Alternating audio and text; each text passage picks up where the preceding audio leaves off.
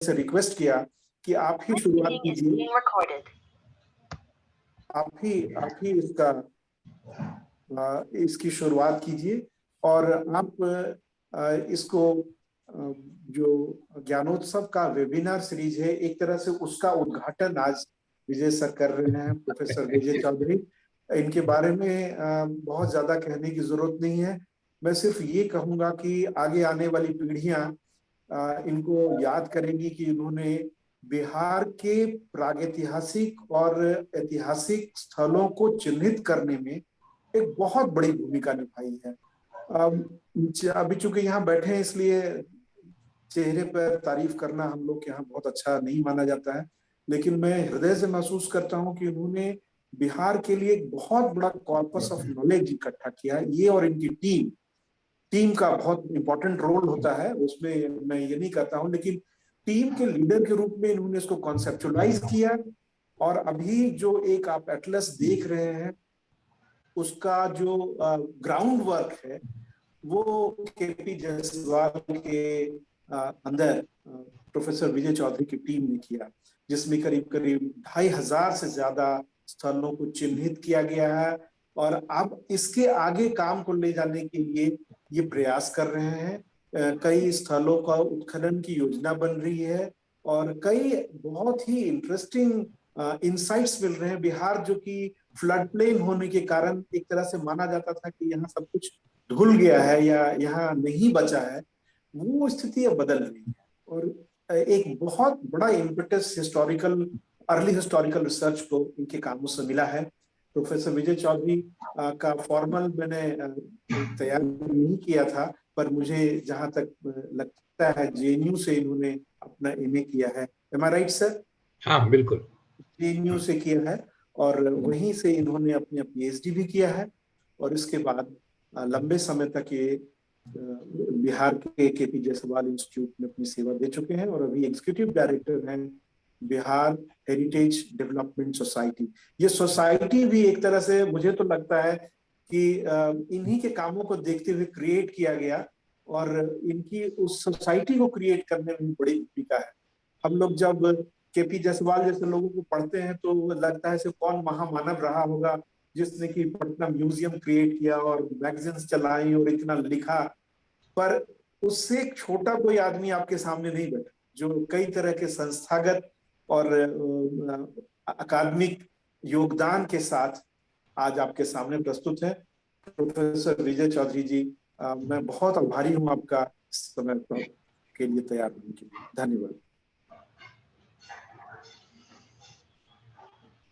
ये मनिंदर जी अनम्यूट कर लीजिए, अपने को अनम्यूट करना पड़ेगा मनिंदर। जी जी जी, बहुत बहुत धन्यवाद प्रदीप जी। और मैं ज़्यादा समय नहीं लूँगा आपके और विजय जी के बीच में। मैं सिर्फ इतना ही बोलूँगा कि विजय जी को हम लोग हमेशा ही इंटेलेक्चुअल आइकॉन की तरह ट्रीट करते रहे। बिहार के जब भी कोई कहीं बात होती थी तो मैं कहता विजय जी से पूछ लो, उनसे पता चल जाएगा। तो कई ऐसे लोग मेरे पास आए इतिहास के, मुझे इतिहास का बहुत ज्ञान नहीं था और है भी नहीं, लेकिन मैं अक्सर ये कहता था कि सबसे ऑथेंटिक आइडिया इंफॉर्मेशन वहाँ से आपको मिल सकता है, आप सीधा वहाँ बात करें। तो आज बहुत अच्छा लग रहा है कि एक तरह से अच्छा हुआ कि मिस किया आपने ज्ञानोदय, क्योंकि मैं भी नहीं जा पाया था, तो अब आपको सुनने का सीधा मौका मिल रहा है। बहुत बहुत धन्यवाद। मैं चाहूँगा कि आप शुरू करें और मेरे ख्याल से आधा घंटे के आसपास, आधा घंटा से 40 मिनट के बीच में आप ले सकते हैं। और बाकी सब लोगों से अनुरोध है कि आप अपने आप को म्यूट कर लें स्पीकर के अलावा। जी जी, प्रदीप जी कुछ कह रहे थे आप? जी नहीं, आगे बढ़ा जाए। जी बिजॉय जी प्लीज। आज की सभा के अध्यक्ष प्रोफेसर मनिंदर ठाकुर, सबसे पहले तो मैं बहुत ही कृतज्ञ हूँ कि मेरे बारे में इतने अच्छे शब्द कहे गए। और मुझे जब ये ज्ञानोत्सव की अवधारणा बनी और जब बातें शुरू हुई तो एक बहुत उत्साह आया, क्योंकि बिहार में और पूरे भारत में जो एकेडमिक सिचुएशन है उससे सब लोग अवगत हैं और बिहार में तो सिचुएशन अलार्मिंग ही है। तो लगा जैसे कि कोई ऊपर से राख को कुरेद करके फिर से कोई एक नई अग्नि का प्रज्वलन हो रहा है। तो मैं ज्ञानोत्सव के इस इनिशिएटिव को बहुत महत्वपूर्ण मानता हूँ, और ये तो बिल्कुल शुरुआत है, लेकिन शुरुआत अच्छी हुई है। और सबसे अच्छी बात मुझे ये लगती है कि इसके पीछे जो लोग हैं उनके इंटेंशंस बहुत अच्छे लगते हैं। तो मैं इस इनिशिएटिव के लिए सबसे पहले प्रदीप जी को धन्यवाद देना चाहूँगा, और बाकी जितने लोग का उन्होंने नाम लिया, और फिर इस ऑनलाइन लेक्चर सीरीज में अपनी बात रखने का मौका देने के लिए भी प्रदीप जी को मैं धन्यवाद देना चाहता हूँ। मुझे ये नहीं पता था कि ये हम लोग हिंदी में डिस्कोर्स रखेंगे, तो मैंने जो अपनी तैयारी की थी वो अंग्रेजी में की थी। तो मैं कोशिश करता हूँ कि मैं हिंदी में ही अपनी बात को रखूं। एक्चुअली आर्कियोलॉजी में बहुत सारे टर्म्स ऐसे होते हैं जिसको, हाँ मनिंदर जी आप कुछ कर। नहीं, मुझे लगता है कि भाषा की सीमा को आप लांघ सकते हैं, आप जहाँ ठीक, लगता है कि आप कंफर्टेबल जिसमें हैं ठीक, वैसे बहुत बात बहुत कर सकते हैं। धन्यवाद, thank you very much. So as the theme or the topic of today's lecture has been circulated, it says interfluves and historical trajectories in the Bihar plains. I think I should explain this theme a bit, and I should qualify that I will mainly be talking about early Bihar. And when I say early Bihar, the span is so vast. It begins from prehistory to, say, middle 13th century. Manindraji, who is presiding over the session today, he was speaking that commenting on someone's topic that your chronological span seems to be too wide. But in this context, the span is almost, millions of years back, because the Paleolithic age in Bihar that originated about 15 to 20 million years back. And I will be speaking right up till the middle 13th century. And actually, I should really explain certain terms, because there are many people who are from outside our discipline. So when I will talk about early historical, I would mean a time bracket between, say, 6th century BCE to 2nd century BCE. When I will speak about early medieval, that would mean a time period between, say, middle of 6th century CE to the middle of 13th century CE. Certain other terms, for example, Neolithic or Chalcolithic, they also have different connotations for the different regions in the Indian subcontinent. So as the context will uh, present itself, I will try to explain those terms according to my understanding of the region of Bihar. Now, natural regions have long been considered as an important variable in shaping up historical processes, and choosing spatial units for research is already a well-established trend in Indian historiography. Yet, not much exercise in understanding the long and momentous history of early Bihar by way of natural regions has been attempted so far. The one exception that I would like to mention here is a remarkable book by Mithra Saran Pandey, who taught at Ancient History Department of Patna University.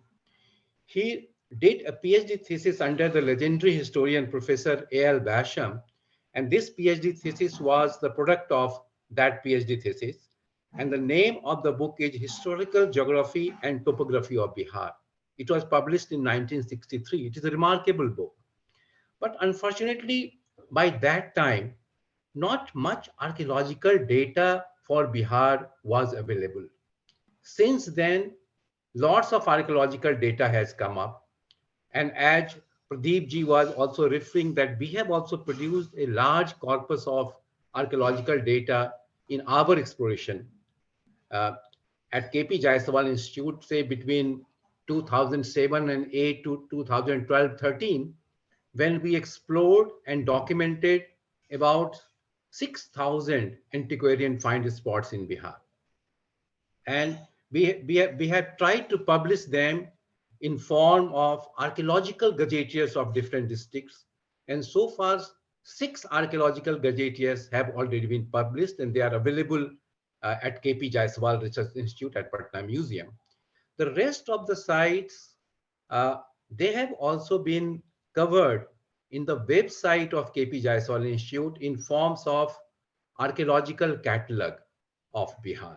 So you can access them there. So I began toying with the idea whether we can study the different natural regions of early Bihar in terms of all the data that are available to us. And in my mind was the brilliant work of Barry Morrison, who had done political centers and cultural regions in early Bihar, early Bengal, published in 1970. And this book was mainly based on the epigraphical materials. I really don't claim that I have been able to come up with such a perceptive analysis, and the paper I am presenting is still in making, and I'm committed to publish it in the Man and Environment Research Bulletin, which is published by the Deccan College, Pune. So I thought that it is a very good opportunity to present my thoughts before this very knowledgeable uh, group of people, and I may be able to improve my paper on the basis of your questions and your insights. So the present paper will look into the identified natural subregions of the Bihar plains and examine if they are distinguishable in terms of historical specificities during the early period.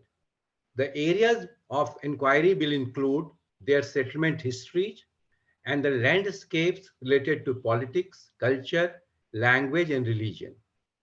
But while emphasizing the diversity, the features of uniformity must not be overlooked. After all, the early Bihar, and more precisely, the Magdhan region, was home to some of the most ambitious imperial projects during the reigns of the Nandas, Mauryas, and the Guptas.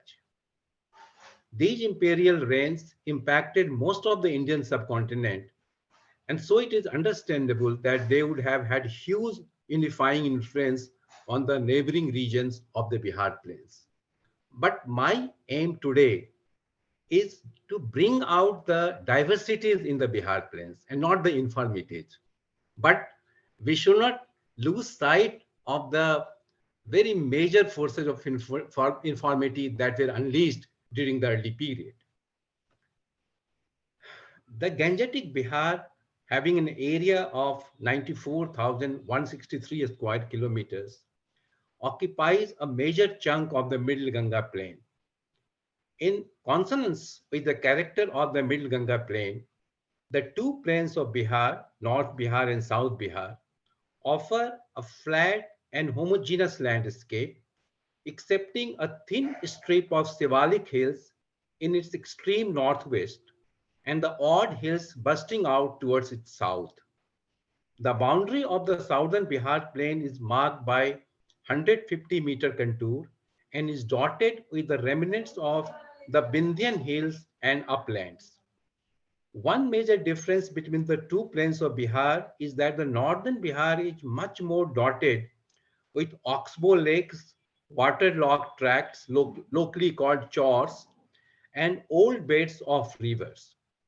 Compared to the southern Bihar plain, the alluvial filling in northern plain is much deeper.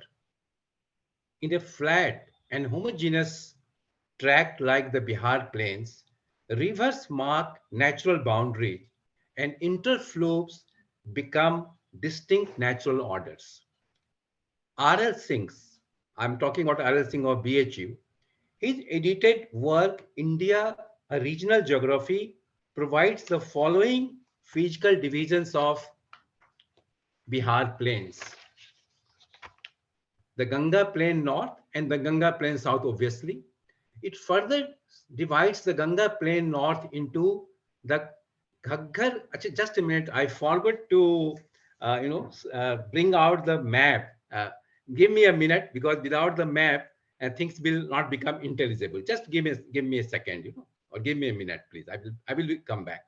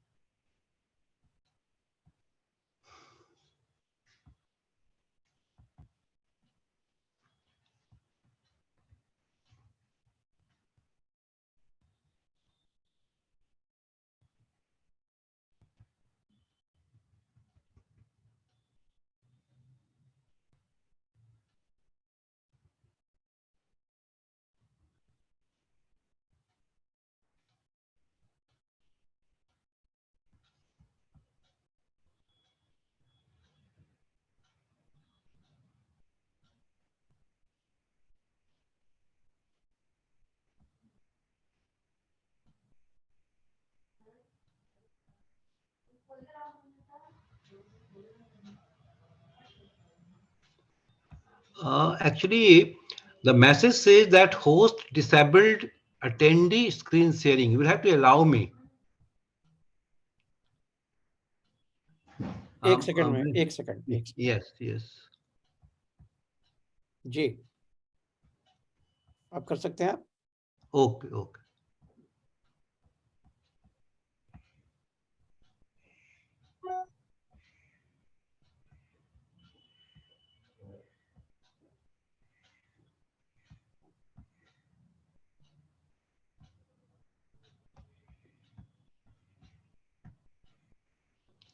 Is the screen ji visible for everybody?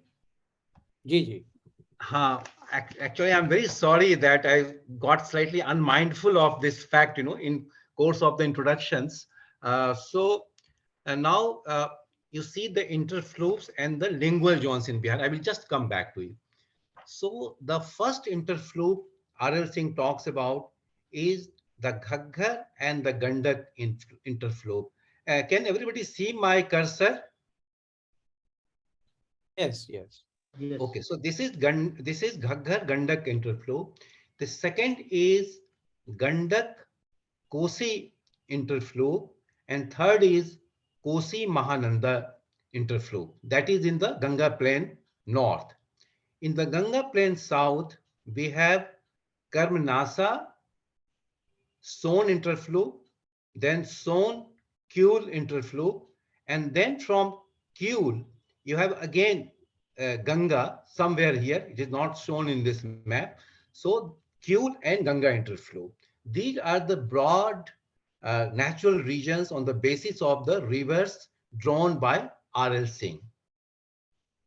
These interflows are considered to be distinct morphological units on the basis of topographic, hydrologic, and pedogenic differentiation in accordance with the river regimes. In the above scheme of physical divisions, you already would have noticed that uh, R.L. Singh talks about Magad Ang plains. So the assumption of the geographer is also that the geographical units form some cultural units also. Now, I would like to argue that the present lingual atlas of Bihar seems to largely coincide with the map of the natural regions which is on your screen. Thus, in the South Bihar plain, the river Son neatly divides the area between Bhojpuri speaking zone and the Maghi speaking zone. If you go further east to the Kyul, then you have the beginning of Angika speaking zone. In the northern Bihar plain, you have Karmnasa and Gandak interflow, which is mostly Bhojpuri speaking, consisting of Siwan, Saran, and Chhapra. Sorry, Siwan, Sawan, and Gopalganj districts. Then you have Gandak and Buri Gandak interflow, which is a mixture of different languages, Bhojpuri speaking, Maithili speaking, and also Bajjika speaking people. And then you have Buri Gandak, and parallel to Buri Gandak, you have Bagmati also. In fact, there are historical references to these rivers, and I can substantiate my point on those references also, that Buri Gandak and Bagmati, in a way, mark a boundary between Gandak and Kosi interflow. So between Buri Gandak and Bagmati, taken together, and Kosi, you have the core Maithili speaking zone. And then again, in the Kosi Mahananda zone, I have used the term peripheral. I'm not a linguist, and I'm not sure whether I'm correct or not. And I also learned that uh, some people call a dialect called Thethi. It may be a variant of Maithili, maybe the uh, differences of the language are not marked enough to really name it as a different dialect, but there are distinctions. For example, to, to give an example, if you look at the Buri Gandak and Bagmati divide between, say, uh, this area and this area, then the tone and tenor of Maithili does change. In fact, the eastern areas of Samastipur is more akin to Darbhanga and Madhubani so far as the language is concerned than the other areas. And of course, I'm aware that there are distinctions in language on the basis of your uh, what castes are there, what communities are there. So there is an endless genre of diversities, but I'm not really focusing on that. And I would like to argue that these distinctions for my purpose are valid. I mean, you please bear with me, and if there are questions, I would like to strengthen my argument.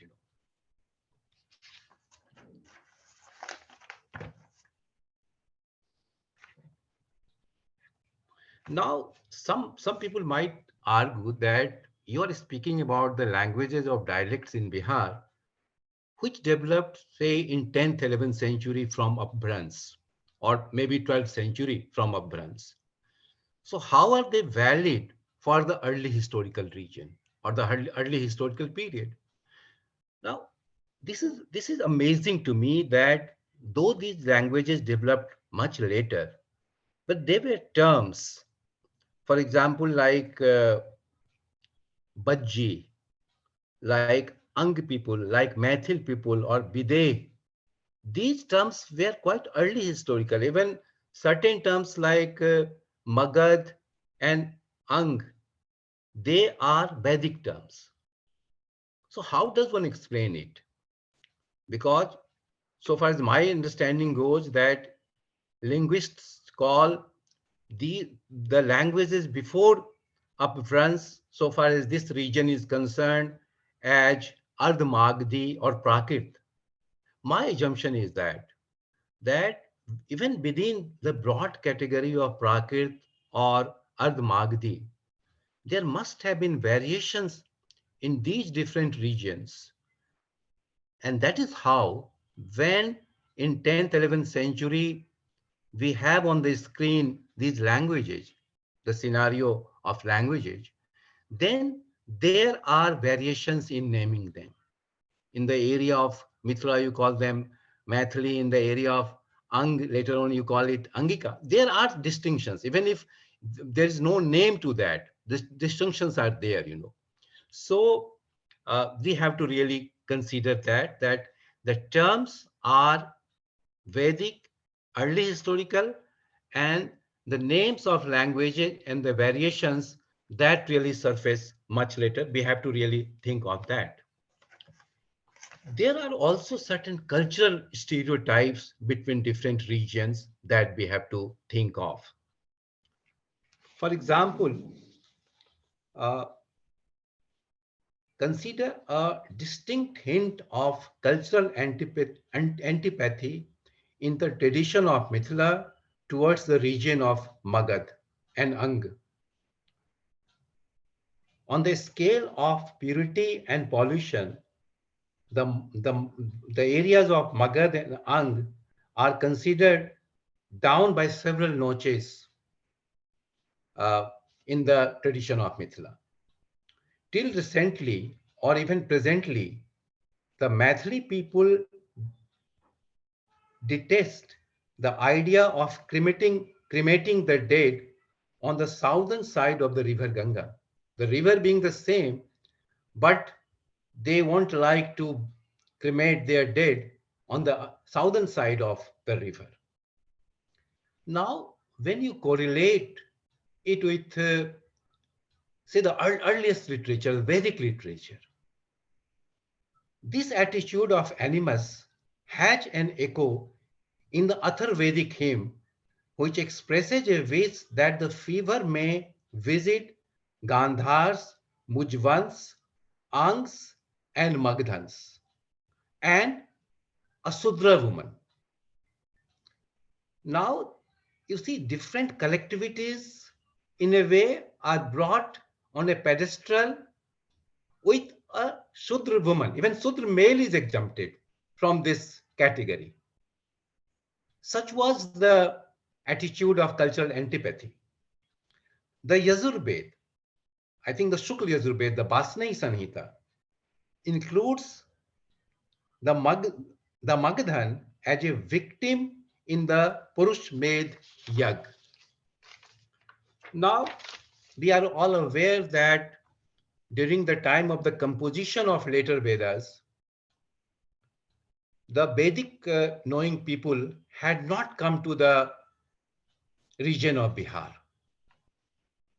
The first evidence of their migration from the Kuru Panchal area, the central land of the Vedic compositions, the first hint of the migration of these people from the river Saraswati to this part of Indian subcontinent comes in form of Shatpat Brahman. Shatpat Brahman belongs to the latest stratum of Vedic text, and it can be dated according to the conventional wisdom around 7th-6th century BCE. Now, many of you are aware, but I would still like to narrate that migration story. It says that the chieftain Bideg Madhav and his priest Gautam Raghuvan traveled from the banks of Saraswati to river Sadanira, which is identifiable with the river Gandak, trying to invoke god Agni all along the route. As they reached its eastern bank, Gautam offered butter to Agni, who, hidden in the mouth of Bideg itself, could not resist butter and flashed forth. Prior to Agni testing this land, the eastern side of Gandak had been marshy, but henceforth it would be fit for cultivation and would be inhabited by Brahmins. Now the legend clearly seems to suggest that the Vedic people cleared the land of the eastern region of Gandak, that is Mithila plain, with the help of fire. Another name of Mithila, having still a greater antiquity, Bideh, seems to have taken its name from the chieftain Bideg Matha.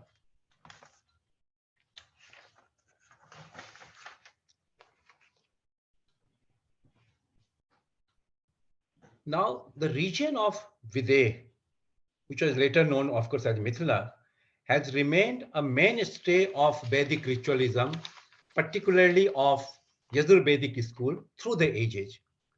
It has been home to Hindu philosophical schools such as Nyaya, Mimamsa, and Nab Nyaya. On the other hand, the regions of Magad and Ang were brought into Vedic fold much later. In fact, a noted scholar, Brockenhurst, has recently penned a book called The Greater Magad, and he argues that these regions were Brahmanized in the early Christian centuries. And in these regions, heterodox sects such as Buddhism, Jainism, Ajivikism, they flourished. In the Mithila area also, you have the presence of Buddhism but their presence is negligible, minimal. So what I'm trying to argue that the cultural stereotypes that we find between the different regions of Bihar, even now, they have a long antiquity and probably we cannot ignore them. Now, having said that, let me touch upon the different aspects that I told you earlier, that I will talk about the settlement histories of different natural regions. When did the man settle that region first and how it progressed?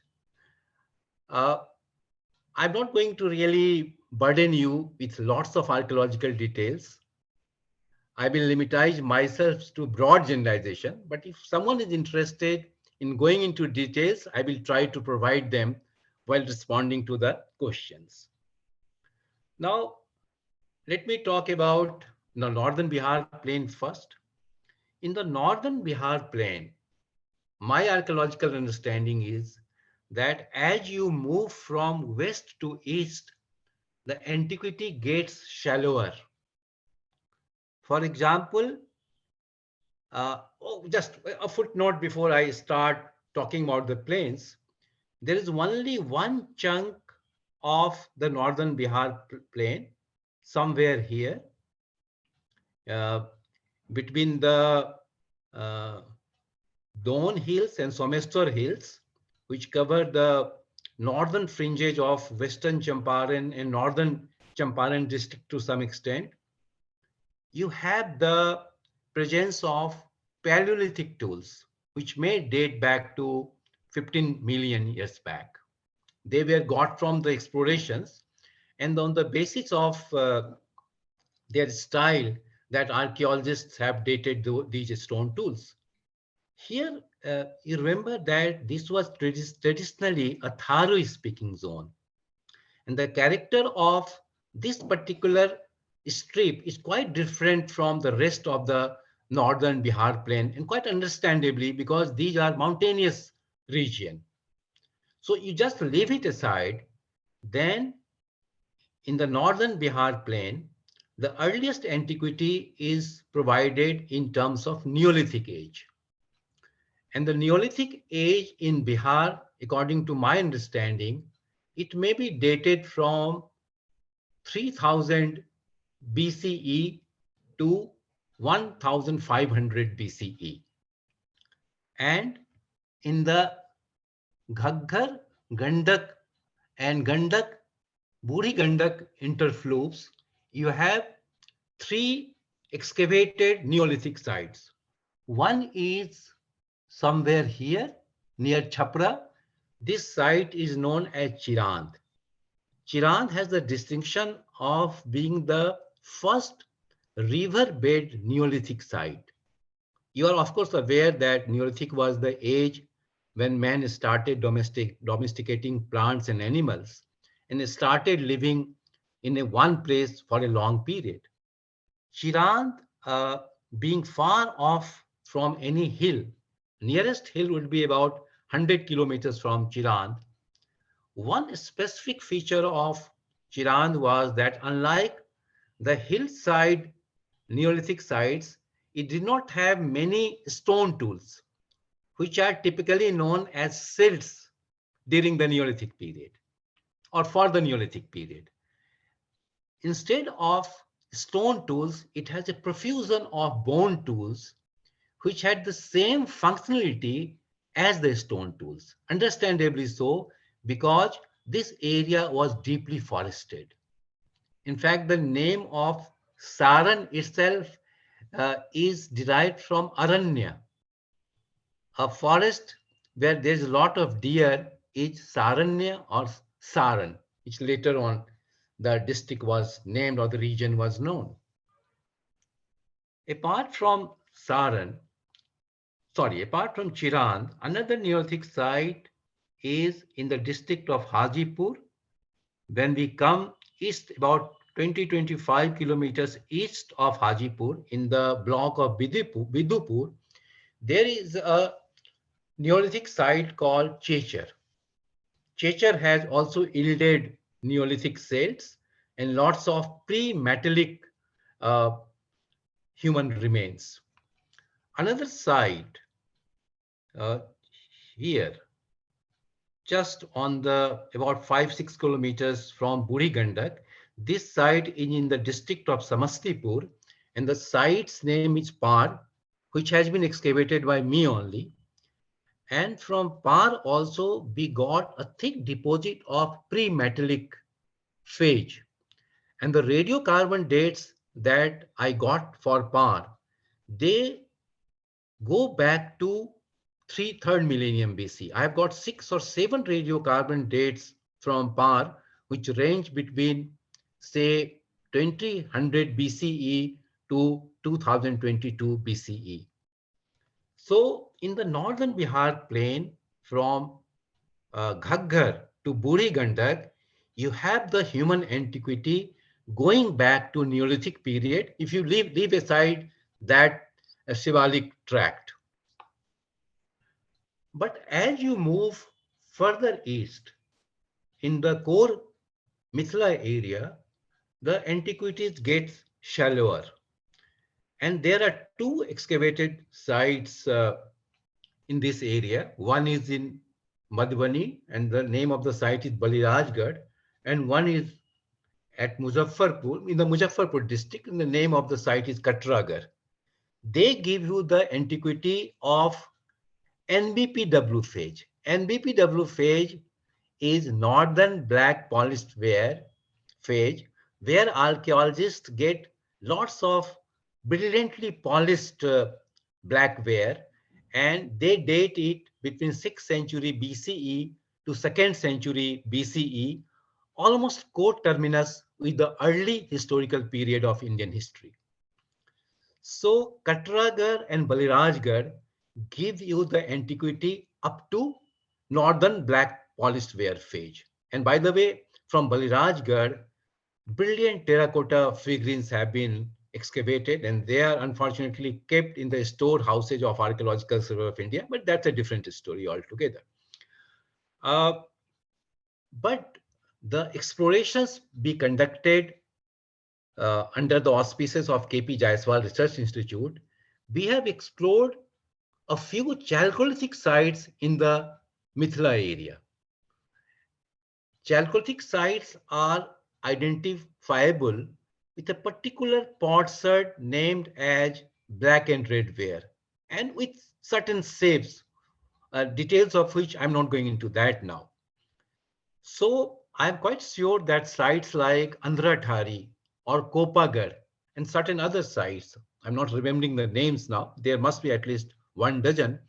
The antiquity of this area also goes back to 1500 BCE or near about. That is the period I believe that the Chalcolithic phase in Bihar begins. Chalcolithic phase is the phase when, apart from stone tools, you start using copper also. As you move further east in the Saharsa, Supal, Purnia, Araria area, then antiquity still gets shallower.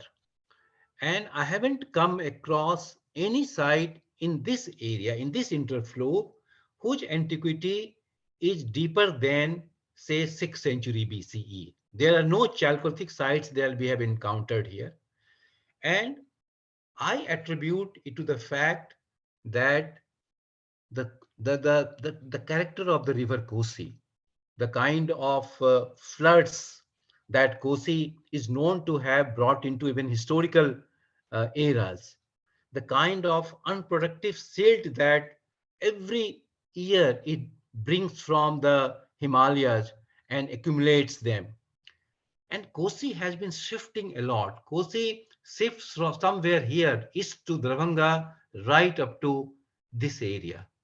So I think that is the reason why this area does not yield uh, lots of historical cultures. 2 or 3 remarkable sites in this area. One is Sikligarh, which is near Purnia. Sikligarh has not been excavated yet, but it has a huge mound, and there is a pillar which can be said to be Ashokan pillar, but we have still to really confirm it. I have been to this site, but this site does yield northern black polished wear shirts, which do indicate that it belongs to early historical period. Another site is in Katihar known as Barari, which has also yielded the northern black polished area. So what I'm trying to argue that in the northern Bihar plain, from west to east, the antiquity gets shallower. I really don't want to speak at length about different cultural sequences because it will take lots of time and details. I will skip it and go back and go to the southern Bihar plain.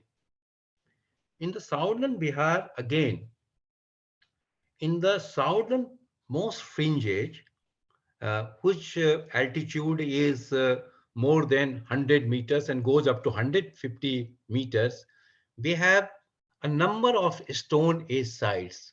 Only recently, I have got explored the rock painting sites in districts like Jamui, Nawada, Rohtas, Kaimur. And we have documented about 200 rock paintings. And these rock paintings date back to Mesolithic times. Some of them, of course, date back to medieval also, as late as medieval, some to the historical period. So these sites, the southern fringes, have Stone Age presence in Bihar. But they again are not in consonance with the character of the plain. They belong to the character of the hills. When we come to proper hills, then we have again here Neolithic sites. One is near Sasaram. The site name is Senwar. Another is Taradi at Bodh Gaya. And yet another is near Patna, Maner. One hypothesis is that, and I agree with this hypothesis, that as man progressed and the transition was made to Neolithic age, he moved from the vicinity of hills to the plains. So this is the belt, the southern Bihar fringes. And if you go further west to it, in the map it is not shown. I'm talking about the Velva Valley in the eastern Uttar Pradesh. And there have been remarkable archaeological works there under the auspices of Allahabad University. And a number of Mesolithic and Neolithic sites have been discovered here. And people moved to the southern uh, fringes, southern Bihar fringes. And as he gained in confidence in cultivation, then he started moving northwards. So from Senwar to, to Bodh Gaya, to Maner, to uh, Chirand, Chechar, Par. I mean, this must have been the movement, you know. In the beginning, he could not have ventured to leave hills far behind because he needed stone to make his tools. And he did not know the practice of double cropping, for example. His cultivation was very rudimentary. So he was not able to move to the plains. But once he gained the confidence, then he moved to the plains also. And this is not the only route from hills to uh, plains.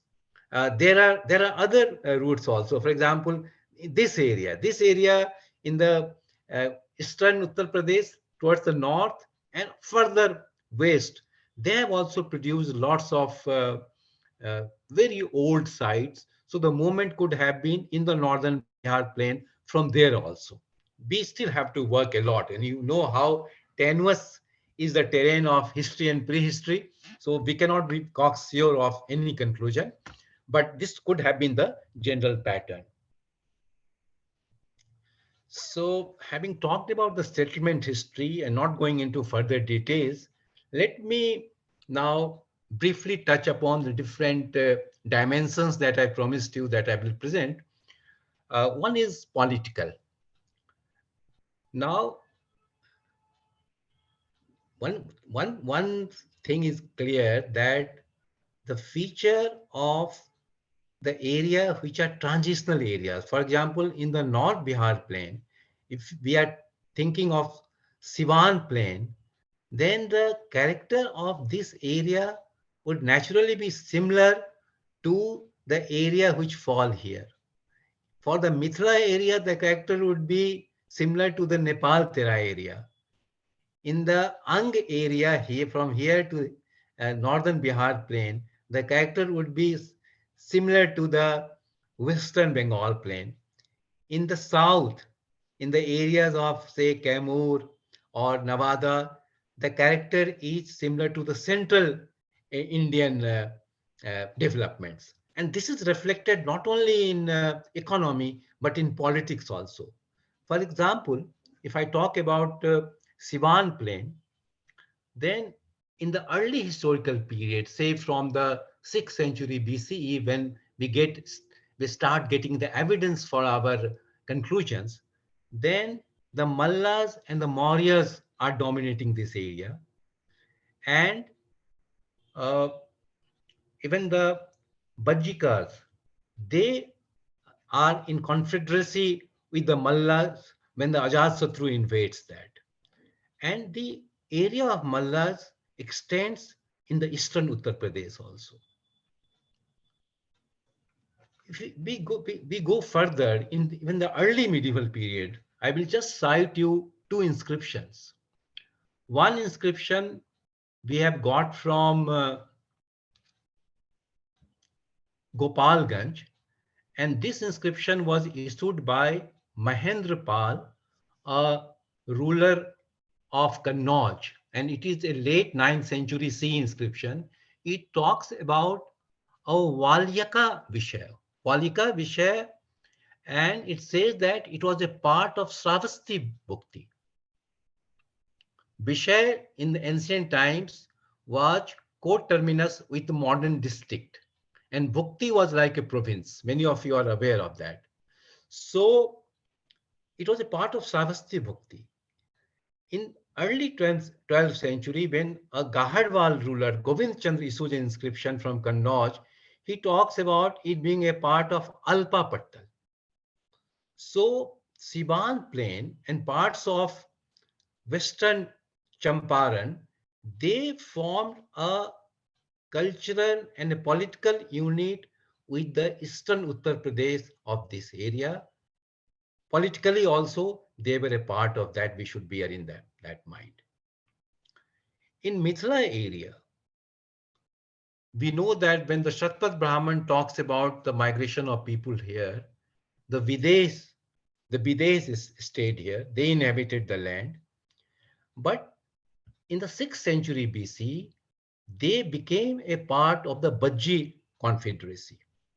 And its separate identity was somehow not lost, but its importance was mitigated. And later on, even the Bajji Confederacy, we all know that it was annexed into the great Magadhan Empire. So Mithila became first a part of this Bajji Confederacy, and both the Bides and Bajjikas later on became a part of the Magad.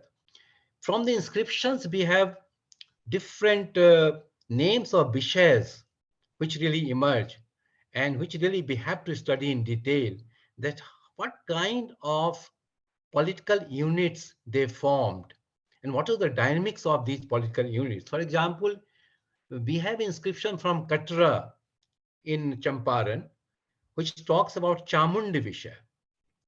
From Bangaon near Saharsa, we have an inscription which talks about Horde Visha. Horde Visha. And from Panchov in Darbhanga district, we have the name of a Vishay called Jambu Bani. So apparently the territorial administrative divisions existed and they formed part of different bhuktis which were governed by a distant power. This at least is obvious. Talking about the southern Bihar, I mean, we all know that Magad was, how important Magad was, and they were uh, right from the Nandaj and Mauryaj and Guptaj. They really carved out an all-India empire. And I will not go into details because the narrative is so well known, but I would just like to point out that in Magad, during the early medieval period, there were two bhuktis. One was Srinagar Bhukti and another was Magad Bhukti. Srinagar Bhukti is the name of the Bhukti, which probably was governed by the city of Patliputra. In fact, the name of Patliputra during the early medieval period for a brief space of time was Srinagar itself. Then we had Bishas like Gaya Bisha, Krimila Bisha, and Rajgrih Bisha. Krimila Bisha is identifiable with the area of Lakhisarai. Talking about Ang, I'm really skipping the details here. If someone is interested in details, of course, I would enjoy talking about them. The Ang region, I would just like to point out one thing, that during the time of Ajatasattu, Ang was, of course, annexed to Magad, and Ang lost its importance, though it continued to be independent, not independent, but a well-known, recognizable political division, as is shown by inscriptions right up to 11th, 12th century. But what I would like to point out here is that in the period preceding the 6th century BC, it appears that Ang was even more powerful than Magad. In fact, there are certain later texts. The memory of these later texts is also relevant, uh, it seems to me. They suggest that Rajgri was the part of Ang at one point of time. In fact, Mahabharata tells us that Ang and Bang formed a single Vishay. The text Katha Sarit Sagar tells you that a port, I don't remember the name of the port, it also formed the part of the territory of Ang. Such was the large territorial extent of Ang in the pre-6th century BC. And even the name, Ang, Bang, and Kaling, they rhyme. I mean, it may not be just coincidental that their sound is so similar. And in fact, Panini categorizes Ang, Bang, Kaling, and Pundr in a single unit. Panini does categorize them in a single box. So we have to really be mindful of this fact that Ang might have been much more powerful than Magad during a period for which, unfortunately, we do not have much literary text, rather no literary text to really substantiate that. Only the later texts carry this memory. You may dismiss it, or you may kind of probe into it and work further on it. Having said these few things about the political landscape, now let me quickly turn to the religious landscape. Now let me start with Magad. Magad seems to have been serpent worship appears to have been a very popular religion in Magad. In fact, Mahabharata says that a serpent called Maninag lived at Rajgri. Now, this is very interesting that during the excavation of the Manyar Mutt, which is located in Rajgir near the Son Bhandar caves, a Kushan period inscription on a serpent couple. It says Maninag. So archaeological evidence substantiates Mahabharata's evidence that serpent worship was very popular. In fact, serpent worship was popular not only in Magad but all over the Bihar plains, going by the terracotta figurines of serpents that we get from excavations for the Chalcolithic and early historical period.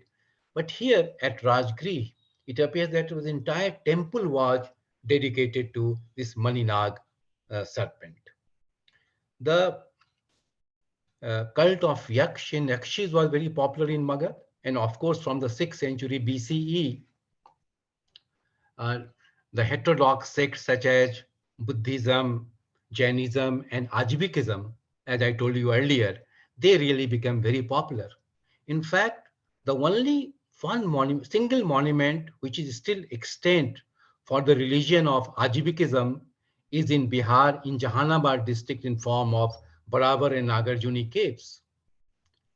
You are probably aware that Ajibak religion was a popular religion in ancient India, and it remained in existence, say, from 6th century BCE to about 12th, 3rd century CE, given going by the literary references and the inscriptions. Unfortunately, we do not know much about Ajibikism. In fact, nothing about Ajibikism from their text. No text is extant. So we know about Ajibak religion only from the references in their opponents' texts, like Buddhists and Jains. Uh, about Buddhism, what should I say to this group? I mean, uh, I would only like to add here that Buddhism was so popular in southern Bihar plain, particularly in Magad Ang area, that in our explorations, practically every 6th or 7th village, we got some Buddhist remains, either stupas or sculptures, we got them. And my impression is, on the basis of solid evidence, that apart from the famous monasteries like Nalanda, Odantpuri, and Vikramshila, there was a host of monasteries which were very important from the Magad and Ang plain. Right now, I am excavating a site in the Nalanda district called Telhara. Xuanzang, the famous Chinese traveler, had visited that site, and in his travelogue, this site or this monastery is described as Tildhak Monastery, and he speaks glowingly of this monastery. Uh, there are villages in Nalanda and Jahanabad and Gaya district. For example, Ghosrama there is a village called Ghosrama and another village called Tetrama, which is in proximity of the village Ghosrama. These twin villages carry such a large number of exquisite Buddhist sculptures that I tell you that anybody interested in understanding the iconography and philosophy of Buddhism, if he visits only these two villages, he will be able to learn a lot of things. And mind you, that the best of our sculptures were carried away from us by the European antiquarians in the 19th century, and they adorned the museums like in UK and USA and in many countries of Europe. Switzerland, in fact, has a beautiful sculpture in Zurich of a Telhara Ablikateshwar. So anyway, what I wanted to tell you that we have a number of remarkable Buddhist monasteries apart from the well-known monasteries that we know. In fact, Xuanzang mentions that, not Xuanzang, Itsing mentions that at the Tildhak monastery, a Chinese scholar who was named here as Pragyadev visited to copy certain manuscripts. Apart from this, another point that I would like to make about Buddhism is that it did spread so fast in South Asia, in Southeast Asia, in East Asia. In fact, when Fashian was traveling from China to Patliputra, if you read his travelogue, in fact, I have really sketched his travel, and I found that at every 30, 40 miles in the entire Central Asian terrain, he was able to spot some Buddhist presence, a temple, sculpture, stup. It had spread so fast. But at the same time, it did not impact this area, Bhojpuri area. it did not impact this Mithila area much. What does it tell? What conclusions can we draw from this? I draw two conclusions. One is that as, as in the case of Asian countries, there was some kind of vacuum in terms of institutions. We all know that what a great role Buddhism, Shaivism, and Vaishnavism have played in uh, developing institutions and ideologies in different Asian regions.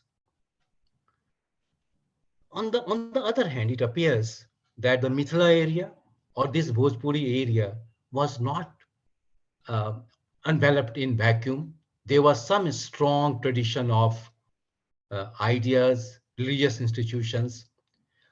Another thing, another conclusion that I draw is that there was no force that was applied for spreading Buddhism. Otherwise, a powerful dynasty like Mauryas, it would easily have enforced Buddhism in Mithila or Bhojpuri area. So these two conclusions we can draw. So, friends, I think let me, as a last point, I would like to just point out that in Anga, the character of religious developments is almost similar to the Magad area. The only difference being that Ang seems to follow the Magdhan pattern, and the chronological gap is about 200, 300 years. For example, you have the start of Buddhism in Magad area in 6th century BC, while in Ang it appears to have originated in about 3rd, 4th century CE. And the kind of evidence we get, for example, we have recently excavated a Buddhist monastery uh, on a site called Lal Pahari in Lakhisarai. My organization and Vishwabharati University combined together to excavate this site. And on the hilltop, we have got evidence of a 9th, 10th century Buddhist monastery, which probably was a monastery for nuns. So these are their later developments.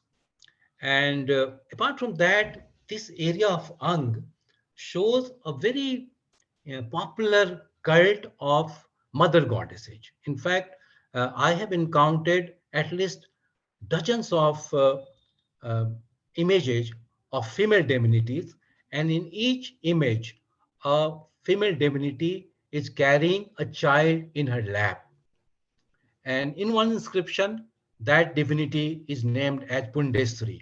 There is some argument whether she is a Buddhist deity or a Brahminical deity. We don't know conclusively yet, but that cult seems to be very popular in Anga. Uh, I would also like to point out that uh, if you look at the left bank of Gandak in the northern Bihar plain, you will find that huge Buddhist monuments dot the left bank of the river Gandak. Baisali, then you have Kesaria, then you have Lauria Reraj, then you have Lauria Nandangarh, then you have Rampurva. They, we don't know much about the authorship of these stupas, but they're huge. If you go to Lauria Nandangarh, it is such a impressive stupa, star-shaped facade, huge monument, but we don't know who really built it. We haven't got any inscriptions, but the beginnings of these monuments seem to go back at least to the late Gupta period, 5th, 6th century. At Kesaria, you have the one of the highest stupas in the world. It is second only to Anuradhapur in Sri Lanka. And it is said, and I think there is some merit in this assertion, that the stup at Borobudur is styled after the stup at Kesaria. So what would be the reason for this sprinkling of Buddhist monuments in the northern Bihar plain? Because as I told you that in Mithila plain, we don't have much presence of Buddhism. Even in this uh, Gandak and Ghaggar interflow, we have a very mixed kind of religious presence Brahminical and Buddhist. One reason could be that it was the route that Buddha used to take for going from Magad to Kapilvastu. And in commemorating, and he stayed at different places. Vaishali, of course, was very dear to him. We all know his association with Vaishali.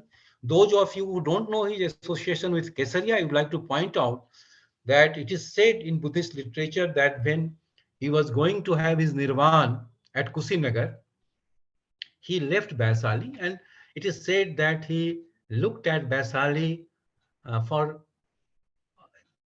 a while because Vaishali was so dear to him. And it is said that people of Vaishali started following him. They had the sense that this is their Antim Darshan of the master. And it is said that at Kesaria, Buddha was able to persuade the Vaishali people to go back, and he gave his begging bowl as a consolation to him. And to commemorate that event, that this stupa of Kesaria was probably built. So that is the reason why you have such a generous sprinkling of Buddhist monuments on the left bank of the river Gandak. So friends, I think I have taken you some time, and I would like to stop here. And well, thank you very much for giving a patient hearing to me. And if I'm in clumsy, please do indulge. I can't. Thank you very much.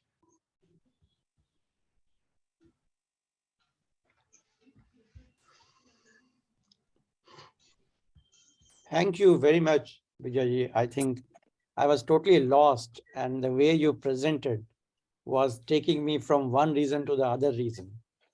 Of course, I could not reach to Mahananda belt in your last presentation. I was wondering why, but it was just fascinating presentation and gave us so much to connect with.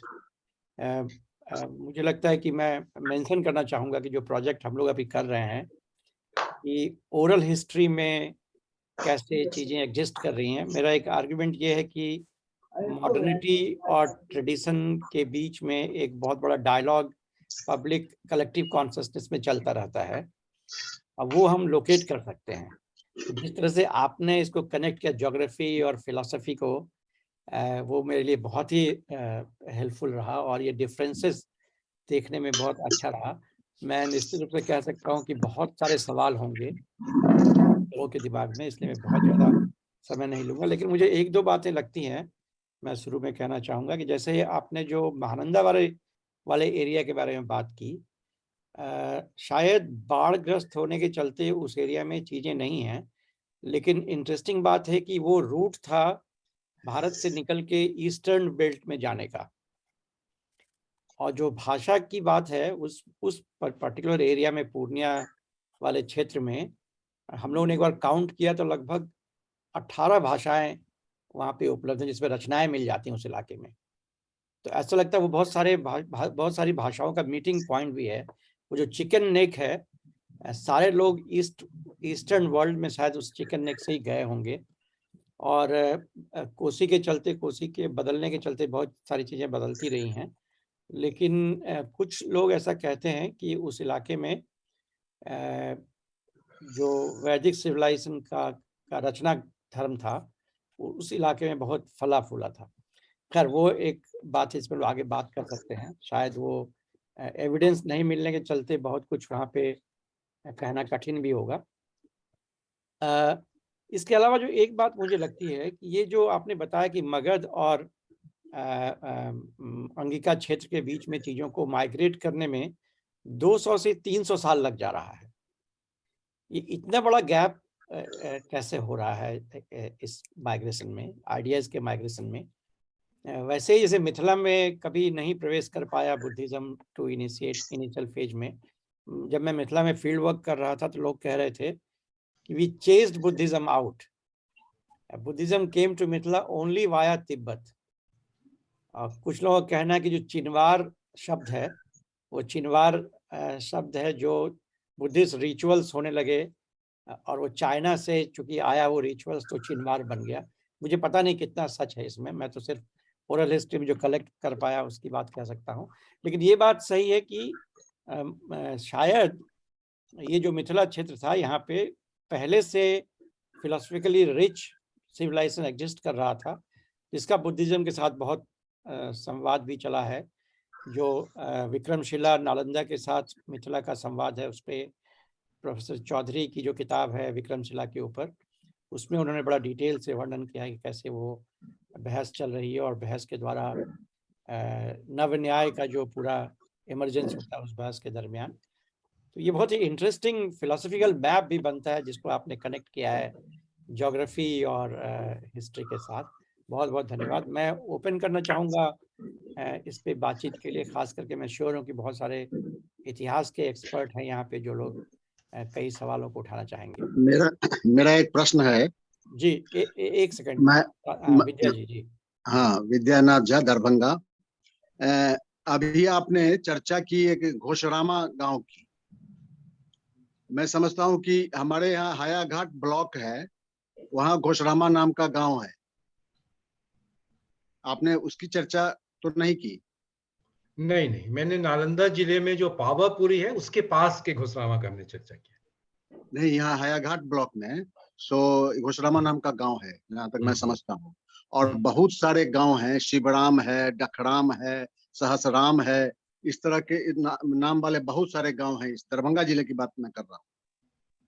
और लोग बोलते हैं कि उसका भी संबंध, उन गांवों का संबंध कहीं ना कहीं ये बौद्ध धर्म से है, पहले रहा होगा। मैं तो जानकार नहीं हूँ, मैं तो बॉटनिस्ट हूँ। दूसरी बात है कि आपने अभी पंचोभ की चर्चा की।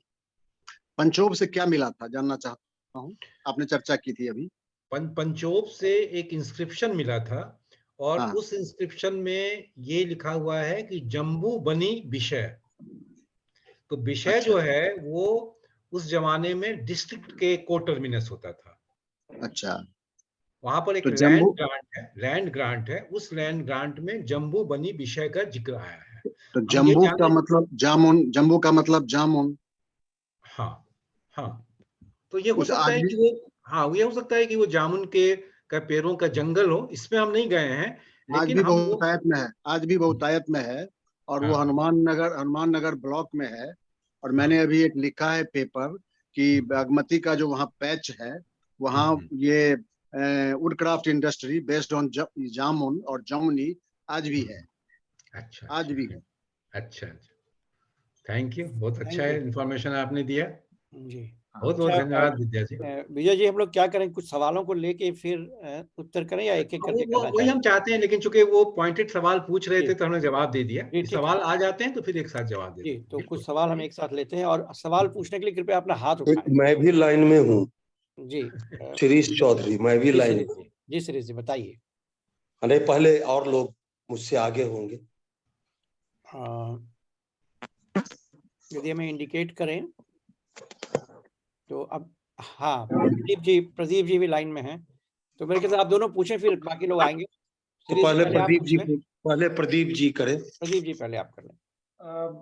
मैं जानना चाहता हूं कि बिहार में पैडी कल्टीवेशन का हिस्ट्री कहाँ तक पीछे जाता है, या यहाँ पर जो खेती का एग्रीकल्चरल हिस्ट्री है उसका सबसे पुराना एविडेंस कहाँ से मिला है। राइस कल्टीवेशन का क्या ये जो बेलन वैली इलाहाबाद के पास है उसके कॉन्टेम्पररी है या उसके बाद का है। एक चीज हम ये जानना चाहते हैं, खास तौर से एक देखिए यहाँ जो रिचुअल्स होते हैं उसमें केराव का बहुत महत्व है। केराव चढ़ाया भी जाता है जिसको अंकुरी बोलते हैं, और केराव का दाल ज्यादातर रिचुअल्स में यूज होता है। और मुझे ऐसा लगता है कि इस इलाके में शायद वो केराव जो है वो बड़ा पहला फसल रहा होगा, इसीलिए उसको इतना महत्वपूर्ण माना गया है रिचुअल के सेंस में। तो क्या केराव से संबंधित कुछ एविडेंस कहीं मिले हैं क्या? एक तो हम ये जानना चाहते हैं। दूसरा हम जानना चाहते हैं कि जो जेंडर पर्सपेक्टिव से देखें तो हमारे जो प्री हिस्टोरिक पैलियोलिथिक या नियोलिथिक या रॉक पेंटिंग्स के जो रिमेन्स हैं उसमें विमेन के रोल के बारे में कुछ दिखता है क्या? ये दो सवाल हैं मेरे। विमेन का पोजीशन जो है वो pre historic early historic period में वो क्या उसमें कुछ स्पेसिफिसिटी दिखाई देती है क्या? उसमें हम यदि इंडिया के दूसरे पोर्शन से कंपेयर करें तो कोई एक खास बात नजर आती है आपको? जी धन्यवाद। आपके 3 सवाल हैं, एग्रीकल्चरल हिस्ट्री, केराव और जेंडर पर्सपेक्टिव। जी हाँ। शिरीष जी।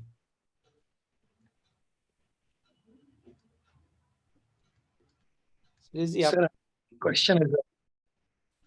हाँ राजेश जी 1 मिनट वेट करेंगे, जरा शिरीष जी को पूछ लेंगे। नहीं, पहले आप प्रदीप जी और राजेश जी को ही देख लीजिए, मैं तो इंतजार करूंगा। हाँ, अच्छा मैं राजेश सुन जी लेता हूँ। बताइए। हो राजेश सकता है कि ये लोग अभी यंग हैं, इन लोगों को ज्यादा रिसेंट चीजें कहनी और सुननी होंगी। नहीं ऐसा मैं नहीं, अगर राजेश जी। याद नहीं तो चलिए तो मैं ही कह देता हूँ। जी बताइए। हाँ मैं ही कह देता हूँ। मैं अपना मेरा चेहरा भी दिखा दूं क्या मैं? जरूर हाँ दिखा चेहरा दिखाइए। हाँ देखने लायक तो नहीं है, लेकिन देख लीजिए अब आप इस वक्त भी यही चल रहा है तो क्या करेंगे। हाँ ठीक है। जी जी Well, I hope I'm sorry, I'm just now not at my village. इसमें 2-3 बातें जो हैं वो हम लोग जो लैंग्वेज के स्टूडेंट्स हैं, हाँ। जो लैंग्वेज में रुचि रखते हैं, अब उसको हम लोग भुला चुके हैं। जैसे डायलेक्टोलॉजी, वो एक बहुत ही मिसप्लेस्ड एंथुसियाज्म था। वो स्टैटिस्टिकल काउंट से कि इसमें इतने वर्ड हैं इसलिए यहाँ का ये हो गया। अगर आप क्लाइन में देखिएगा तो यहाँ से आपको तिब्बत से लेकर तमिलनाडु तक सारी भाषाओं में लिंक मिलेगा, और इतना ज्यादा एक्सचेंज है वर्ड्स का कि तमिल और संस्कृत में भी 30,000 से ज्यादा शब्द होंगे। इसलिए वह एक मिसप्लेस्ड एंथुसियाज्म था लैंग्वेज को फैमिलीज में बांटने की, ये करने की। उसका कोई कोट अनकोट साइंटिफिक बेसिस तो है नहीं। हाँ ये कह सकते हैं कि कुछ भाषाएं ज्यादा सिमिलर है, कुछ भाषाएं थोड़ा कम सिमिलर है। इन्फ्लेक्शंस, वोकैबुलरी, ये सिमिलैरिटीज है। अगर उसको आप कुछ मानते हैं तो मानते हैं, लेकिन मैं 2 बातें कहना चाहता हूँ। मैं जवानी के दिनों में टाइम्स ऑफ इंडिया का रिपोर्टर हुआ करता था, तो मैंने बलिराजगढ़ पर एक रिपोर्ट किया था। एक्सकैवेशन शुरू हुआ था उन दिनों और हम लोगों ने किया था। उसके बारे में कई तरह की ओपिनियंस थी, गजेटियर से लेकर लोकल पीपुल तक। लोकल पीपुल मानते थे कि महाराजा बलि का ये गढ़ है, और गजेटियर कहता था, डिस्ट्रिक्ट गजेटियर कहता था कि ये बहुत रिसेंट है, 8वीं-10वीं शताब्दी पोस्ट क्रिश्चियन, मतलब एडी का चीज है। लेकिन एक चीज समझने की बात यह है जो कि मॉडर्न हिस्टोरियंस, मुझे नहीं पता, मैंने आर्कियोलॉजी का स्पेलिंग के अलावा मुझे कुछ नहीं पता। आज आपकी बातों से मुझे बहुत कुछ सीखने को मिला कि आर्कियोलॉजिस्ट्स क्या देखते हैं और कैसे कंक्लूड करते हैं। I must thank you and must thank Pradeep for organising this talk. अभी पता लगा कि हम लोग कितने इग्नोरेंट हैं। तो एक चीज जो नेपाल के बारे में लोग कहते हैं और बुद्धिज्म के बारे में कहते हैं, आपको बुद्धिस्ट स्क्रिप्चर्स का एक बहुत बड़ा स्टोर दरभंगा में है, जो मिथिला रिसर्च इंस्टीट्यूट के नाम से जाना जाता है। वहां पर तो बहुत चोरियां हुई है, यूरोप वालों ने चोरियां करवाई हैं, और मैंने डायरेक्ट लिख के उनको एक्यूज किया है। और ये पॉपुलर डेलीज में भी, टाइम्स लंदन में मैंने रिपोर्ट छापी, और बाहर भी उनको एक्यूज करते हुए कि ये लोग डेलिबरेटली एनकरेज करते हैं चोरी। और कोई भारत और ब्रिटेन के बीच में इस तरह की ट्रीटी है नहीं कि मैन्युस्क्रिप्ट्स वापस आए। एक तरह से ठीक ही है, वहां कम से कम सुरक्षित तो है, तो जो पढ़ने वाले होंगे जाकर पढ़ लेंगे। इंडिया में तो ऐसी अराजकता आ गई है कि बताना मुश्किल है। लेकिन एक चीज जो काफी इंपॉर्टेंट हमारे समझने के लिए है कि नेपाल जिसको हम कहते हैं वह और तिब्बत, नेपाल, ये सब देवनागरी लिपि में लिखते थे, और यहाँ पर मिथिला के पंडितों का वर्चस्व था हाल तक, until very recently। मतलब मैं कहूंगा कि in a good part, until about a good part of this century, not this century, last century, 20th century, Nepal की रॉयल फैमिली के जो राजगुरु हुआ करते थे, वो आपको मधुबनी जिला के कुछ 2-3 गांवों के लोग, मंगनौनी, पिलखवार, राटी के मैथिल ब्राह्मण ही हुआ करते थे। उस परिवारों में हम लोगों का संबंध है, इसलिए हम लोग पर्सनली चाहते। एक नेपाल की तराई, जो आज नेपाल की तराई कही जाती है, वह वास्तव में मिथिलांचल है। जनकपुर वहीं पर लोकेटेड है। और ये 1834 में जब सगौली पैक्ट हुआ है, तब ब्रिटिश ने बिना हमसे पूछे हुए उनसे नेपाल के महाराजा को दे दिया, बदले में उनसे दार्जिलिंग, शिमला, देहरादून, मसूरी वगैरह अपने तफरीह के लिए उन्होंने ले लिया। लेकिन कल्चरली और लिंग्विस्टिकली जो आपने भी क्राइटेरिया यूज किया है, तो नेपाली, और सुनीति कुमार चटर्जी इसको मानते हैं, डायलेक्टोलॉजी में उनका बड़ा विश्वास था। तो सुनीति कुमार चटर्जी मानते हैं कि नेपाली, मैथिली, असमीज, बंगला, उड़िया ये एक फैमिली बनाती है। तो कहने का मतलब ये है कि इंटेलेक्चुअल इन्फ्लुएंस इनका वहां पर था, which brings me to the third thing। फिर उसका मैनिफेस्टेशन कैसे था? This is very important for you, Professor Chaudhary, and only I will, sorry, Dr. Chaudhary, well, आप तो सरकार के मुझे प्रोफेसर जो है प्रदीप जी ने बना दिया है, तो ये इतनी बड़ी पदवी है कि आई कांट रेसिस्ट। हम ठीक है, कम से कम सुन तो ले प्रोफेसर। नहीं, अरे लेकिन अगर डॉक्टर कहिएगा तो, और विजय जी कहिएगा जो रिसर्च करता, पढ़ता पढ़ाता है वो प्रोफेसर है। मेरी परिभाषा तो यही है। और जानने की जिज्ञासा रखता है, अजानी हुई चीज को बांटता है, वही तो प्रोफेसर है। सर थोड़ा सा समय का है तो हाँ, बस आखिरी बात, तो हमारे यहाँ क्या हुआ, खासकर बाढ़ वगैरह वाले क्षेत्र, कोसी के फैन की आपने अभी चर्चा की है, तो कोसी का फैन सचमुच आप ये ध्यान दें कि कोसी उसी ऊंचाई से आती है जहां से गंगा आती है, लेकिन गंगा जितनी दूरी 2400 किलोमीटर में तय करती है या 2600 किलोमीटर में, कोसी उतनी दूरी 700 किलोमीटर में तय करती है। तो वो जो रैवेजेस था उसके बचने के लिए मिथिलांचल के लोगों ने विशेषतः बड़े बड़े मकान नहीं बनाए, इंस्क्रिप्शंस बनाए, और वो इंस्क्रिप्शंस आपको हर गांव में, यानी डिसेंट्रलाइज्ड लाइब्रेरी का कॉन्सेप्ट हो गया, particularly since Muslims burned the library of Nalanda।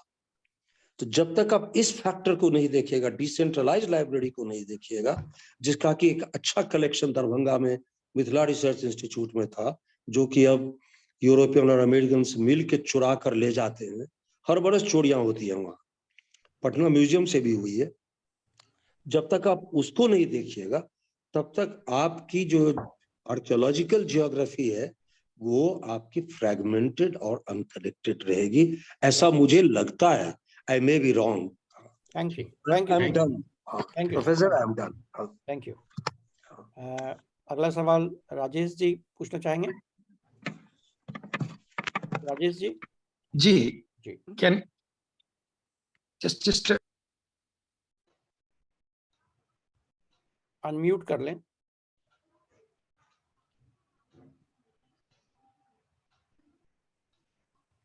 हाँ जी जी, मुझे सुन सकते हैं? जी हाँ बिल्कुल। First of all very nice talk, very informative, and I must say I think I have heard this as the first talk about and such rich information about this landscape of Bihar. Second, very quick questions. There was a mention of Ang, Bang, Kaling, and there was one more term, Pund, that Dr. Chaudhary mentioned. And he referred that to Panini. I want you to know which area. We know about Ang, Bang, and Kaling, but which area is known as Pund? The name of that area in modern time. Yes. That's one quick question. And I have too many questions, and I don't want to engage into a long conversation. But will it be possible to take a look at the written document paper? It seems like it's very rich, and one needs to go through that very carefully. And third is, I have mentioned it in the chat box. Will it be not now possible to you mentioned Dr. Thakur, you mentioned in your remarks that there were 18 languages in Mahananda regions. So would it be possible to know the names of some of them? Sure. Thank you. That's all. Should we take this many questions first and then we can go for second round? As you like, as you. Yeah, so you have 5 to 7 minutes for this round, then so that we can take more questions. Okay. एक तो मैं आपके ही बहुत ही महत्वपूर्ण सवाल से शुरू करता हूं कि मगध और अंग का जो टाइम लैग है 300-400 साल का क्यों हो जाता है। तो ये जो मैंने कंक्लूजन ड्रॉ किया है, जो आर्कियोलॉजिकल एविडेंस हमारे पास है, हो सकता है कि वो टाइम लैग उतना नहीं है और उसकी वजह भी ढूंढनी पड़ेगी। ये वजह हमारे पास अभी नहीं है क्योंकि मगध अंग बिल्कुल आसपास हैं। हो सकता है शुरू में कुछ रेसिस्टेंस हो अंग में इन आइडियाज को लेकर के, क्योंकि हम लोग देख रहे हैं कि बगल में भोजपुरी एरिया में इनका कोई स्प्रेड नहीं हो पाता है। तो इसको देखना पड़ेगा, लेकिन जो अभी एविडेंस है, जो टेंजिबल एविडेंस है, वही दिखाता है कि अंतर लंबा है और अर्ली मिडिवल में ज्यादा दिखता है लखीसराय का बुद्धिज्म वगैरह का, जैनिज्म का, और यहाँ अर्ली हिस्टोरिकल से शुरू हो जाता है मगध में। फिर ये जो विद्या जी का था इंफॉर्मेशन था, उन्होंने दिया कि यह इम्पोर्टेंट है कि बहुत सारे गांव का नाम आराम में खत्म हो रहा है, क्योंकि आराम बुद्धिस्ट मॉनेस्ट्री को डिनोट करता है, तो उसको देखना चाहिए कि, लेकिन हम लोग को जो हम लोगों ने एक्सप्लोरेशन किया है या अभी तक जितना आर्कियोलॉजिकल वर्क हुआ है उसमें बहुत कम जगहों पे बुद्धिस्ट प्रेजेंस मिल पाया है। अब हाया घाट का जो घुसरामा है, तो ये नाम मिलता है, तो इसको देखेंगे हम लोग, इसको जरूर हम दिखवाएंगे कि यहाँ पे कुछ है कि नहीं। जो 4-5 गांव का नाम दिया उसका एक्सप्लोरेशन जो है हम अपने इंस्टीट्यूशन के ऑस्पिसेस में सोच रहे हैं कि देर से बार कराएंगे। और फिर प्रदीप जी जो बात कर रहे हैं पैडी कल्टीवेशन की बात उन्होंने की, तो पैडी कल्टीवेशन का जो अर्लीस्ट एविडेंस बिहार में मिलता है, वो हमारा जो साइट है पाड़, वहां पर हमने रिक्वेस्ट किया था डॉक्टर के सारस्वत, बहुत ही नोटेड पैलियोबॉटनिस्ट लखनऊ में थे, वो रहे नहीं, तो वो आए थे, उन्होंने बहुत सारे सैंपल्स कलेक्ट किया था हम लोग एक्सकवेशन के दौरान। तो अर्लीस्ट लेयर से हम लोग को पैडी का कल्टीवेशन का मिलता है एविडेंस, और वो करीब मैंने बताया कि 3000 BCE से है। फिर चिरान में है, फिर ताराडी में है, सब जगह पैडी का जहां जहां पैलियोबॉटनिकल स्टडीज हुआ है। अब बेलन वैली के तुलना में क्या इसकी है, तो एक्चुअली है क्या कि डेट को लेकर के बहुत मारामारी भी है, और अभी एक बहुत पॉलिटिक्स चल रहा है, जैसे चाइना वाले जो हैं वो राइस कल्टीवेशन को ले जा रहे हैं 11,000-12,000 साल पहले ले जा रहे हैं, और इंडिया में भी जो बेलन वैली है, एक लहुरा देवा करके साइट आया है जो तिवारी जी राजेश तिवारी ने खोजा है, तो उसमें 7-8 हजार साल पहले वो राइस कल्टीवेशन को ले जा रहे हैं। तो देखना पड़ेगा, क्योंकि डेटिंग जो है बहुत जेन्युइस चीज है, बहुत साइंटिफिक चीज है, और इसमें जब पॉलिटिक्स शुरू हो जाती है ना कि हमारी जगह की एंटिक्विटी पुरानी, तो उसमें बहुत प्रॉब्लम हो जाता है। मेरा ख्याल है कि बिहार, उत्तर प्रदेश वगैरह में बहुत ज्यादा टाइम लैग नहीं होना चाहिए राइस कल्टीवेशन में। और जो आपने इसकी बात की, केराव की बात की, तो उसका क्या स्पेसीज है, हम लोग का जो स्टडी हुआ है उसमें बॉटेनिकल नेम्स दिया हुआ है, मुझे नहीं पता कि केराव का क्या बॉटेनिकल नेम है, तो वो कोरिलेट करके हम प्रदीप जी देखेंगे ना, I will get back to you. अच्छा सवाल है इसको जो है वो जरूर देखेंगे कि क्या इसका हो सकता है कि केराव का ये मिलता है कि नहीं मिलता है। और जो बुद्धिस्ट मैन्युस्क्रिप्ट्स जो है नेपाल, तिब्बत, ये सब जगह की बात आप कर रहे हैं, वो ऑफ कोर्स हमको लगता है कि वो बहुत सीरीज जी ने भी कहा कि, और बिल्कुल सही कहा कि उन चीजों को देखना चाहिए। इंस्क्रिप्शंस का क्या उनका मतलब हम नहीं जानते हैं, क्योंकि वो हम बाद में बात करेंगे जब हम सीरीज जी के बात का जवाब कर देंगे। सीरीज जी ने जो फैसियोलस ओडोरेटस है संभवतः केराव का नाम, फैसियोलस ओडोरेटस। अच्छा, तो ये हम देख लेंगे कि जो राइस का जो वैरायटी हमारे यहाँ जो आइडेंटिफाई हुआ है वो क्या है, और उस मेरे ख्याल से लेकिन ये नहीं है केराव का नाम, मैं केराव का नाम बोल रहा हूँ, वही मैं कह रहा हूँ, ओडोरेटस। हाँ वो मैं समझ गया। मैं ये कह रहा हूँ कि जो केराव का बोटेनिकल नेम आप कह रहे हैं, वो जो हमारे साइट का राइस का ये है स्पेसीज है, हमको जहाँ तक याद है कि वो ये नहीं है, लेकिन हमको रिलेट करके बताएंगे इसको।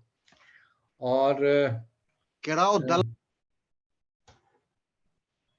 हाँ बोलिएगा। हाँ विद्या जी बताइए। विद्या जी अनम्यूट कीजिए, आप म्यूट हो गए हैं।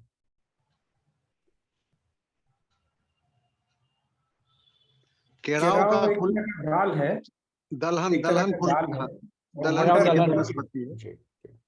हाँ, दलहन कुल की वनस्पति है। अच्छा, नहीं तो दलहन भी हम लोग के साइड से मिला है, तो दलहन के तब मुझे देखना पड़ेगा कि इसका क्या जी, बोटेनिकल नेम है, वो अभी हम हाँ बता नहीं पाएंगे। Thank you. ठीक है।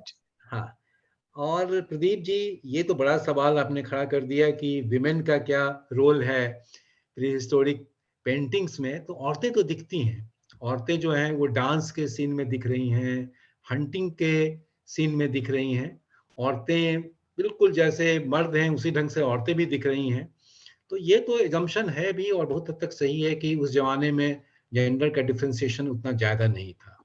और हम लोग को भी जो रॉक पेंटिंग्स मिला है या भीमबेटका में मिला है, तो उसमें औरतें बिल्कुल, कोई डिवीजन ऑफ लेबर तो इन पेंटिंग्स में दिख नहीं रहा है। शिरीष जी का जो सवाल आया उसमें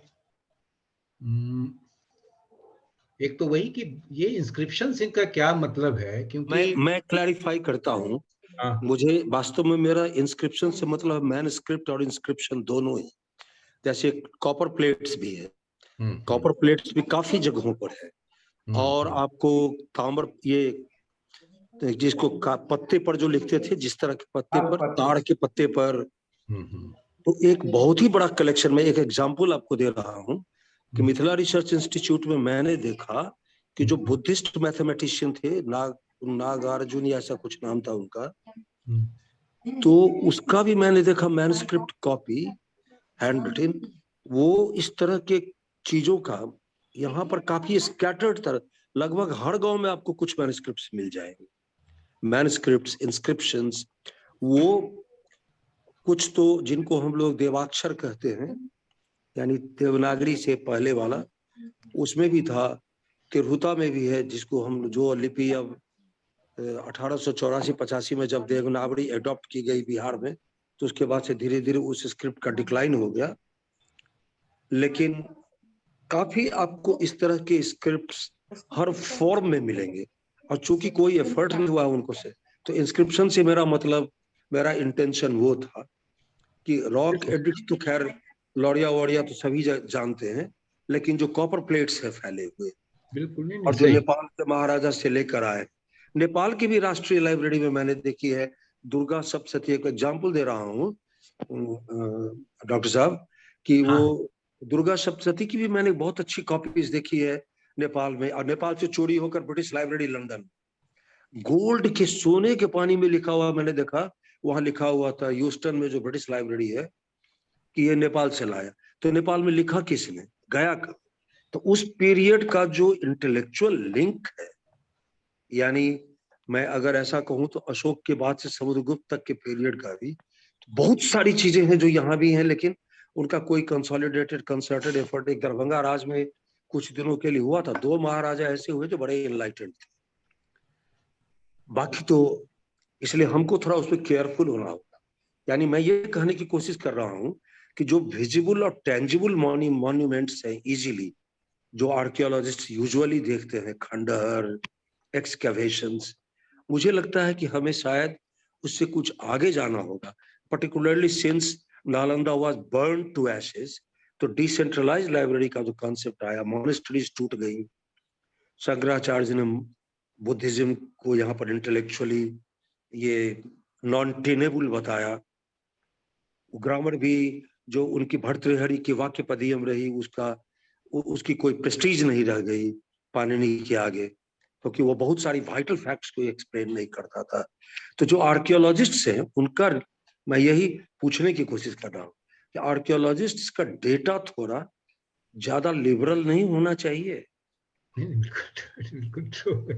बिल्कुल होना चाहिए। और मुझे लगता है कि जितना जितना हॉलिस्टिक पर्सपेक्टिव होगा, और एक ही चीज हम यहाँ एक कैविएट केवल जोड़ना चाहेंगे। बिल्कुल आपके बात से एग्रीमेंट है, और हम जानते हैं मिथिला इंस्टीट्यूट की जो हालत है हमको पता है, उस पर उसके दुर्दशा पे नहीं हम बोलना चाह रहे हैं ज्यादा, लेकिन एक ही कैविएट हम यहाँ ऐड करना चाहेंगे कि जो अशोक या कुषाण पीरियड या गुप्त पीरियड वगैरह, ये बहुत पहले की बात हो जाती है। और जो मैनस्क्रिप्ट हमारे पास मिथिला इंस्टीट्यूट में है, ये सब मेरे ख्याल से 12वीं-13वीं शताब्दी से इसकी शुरुआत होती है, क्योंकि उस समय का स्क्रिप्ट ब्राह्मी था, और ब्राह्मी का भी इवोल्यूशन हुआ है। अशोक के जमाने में तो अशोकन ब्राह्मी था, गुप्ता के जमाने में गुप्ता ब्राह्मी था।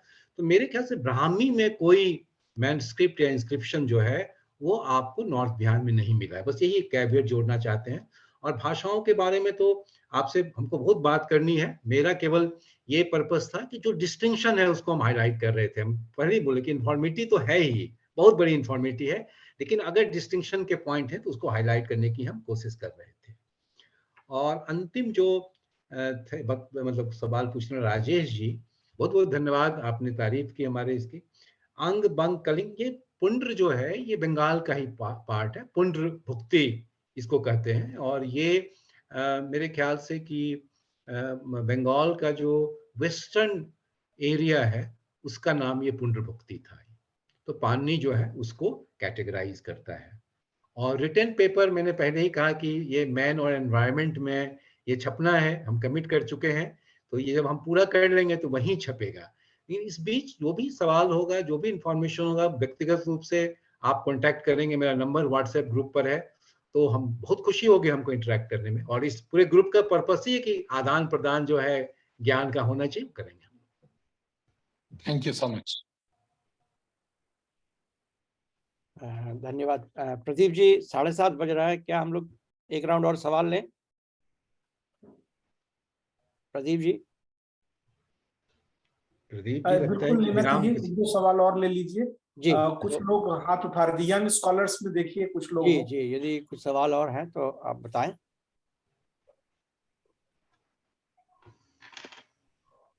जी जी, SM झा जी बताइए।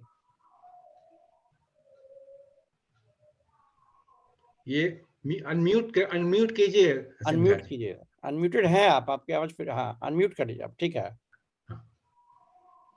नहीं, आपका कुछ प्रॉब्लम है सर, आपकी आवाज नहीं आ रही है। आप तो अनम्यूटेड हैं लेकिन आपकी आवाज नहीं आ रही है। आप जरा एक बार दोबारा से अपना ये कीजिए। बाकी कोई सवाल किन्हीं का है? रिपुंजय, डॉक्टर प्रियंका, कोई सवाल है तो बताएं।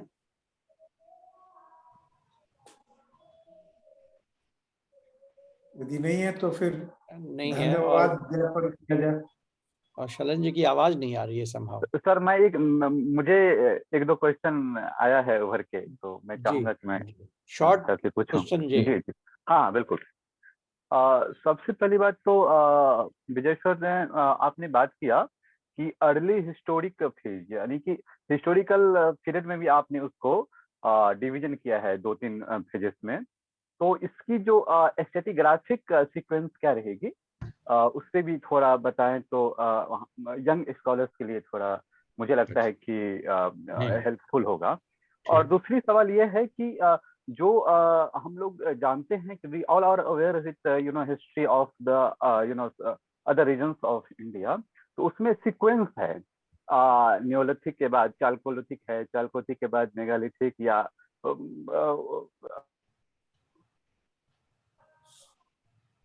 के बाद देखते हैं कि मॉडर्न फेज है। तो आयरन एज मतलब मेगालिथिक या चालकोलिथिक के बाद आता है।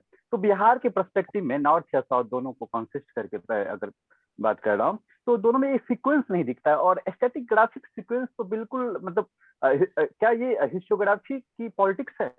आर्कियोलॉजिकल जो हिस्ट्री ऑफ बिहार है उसके आर्कियोलॉजिकल पर्सपेक्टिव से क्या ये मतलब जो हिस्टोरियंस है ऑफ आर्कियोलॉजी के, उन्होंने क्या पॉलिटिक्स किया है बिहार के साथ? बस यही मेरा सवाल था।